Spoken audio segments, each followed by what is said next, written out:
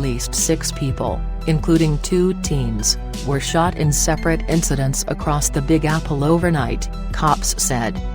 The youngest victim was a 17-year-old boy who was blasted in the back around 10:15 p.m. Sunday during a dispute at Frederick Douglass Boulevard and West 120th Street in Harlem, cops said. He was taken to Harlem Hospital in stable condition. Shortly before 1 a.m. Monday, an 18-year-old woman was shot in the back when someone fired rounds from the car at Beekman Avenue and St. Mary's Street, near St. Mary's Park, in Mott Haven, police said. It was unclear whether the victim, who was taken to Lincoln Medical Center in stable condition, was the intended target. In Queens, a 35-year-old man was left clinging to life after he was shot on 90th Street near Park Lane South around 11:30 p.m. Sunday in Woodhaven, cops said. He was taken to Jamaica Hospital Medical Center in critical condition. The circumstances of that shooting were unclear. In Harlem, 2 apparently unrelated shootings occurred about an hour apart at the same intersection, cops said. A 43-year-old man was grazed in the head around 11:50 p.m. at West 143rd Street and Malcolm X Boulevard, police said. A red vehicle fled the scene, and the victim simply reported hearing shots and feeling pain, authorities said.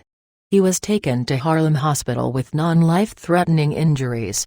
Around 12:45 a.m. Monday, a 21-year-old man was blasted in the left calf in front of 135 West 143rd Street, cops said.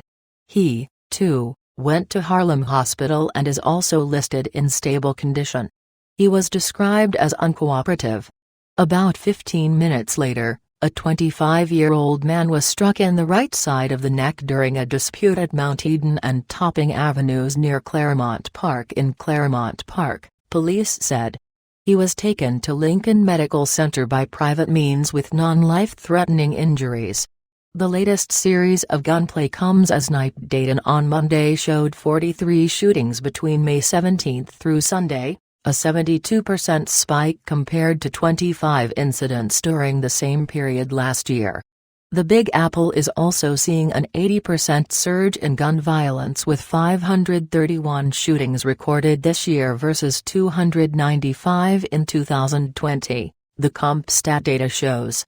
Meanwhile, bullets also flew overnight in Suffolk County, leaving 7 people hurt in separate incidents, authorities said.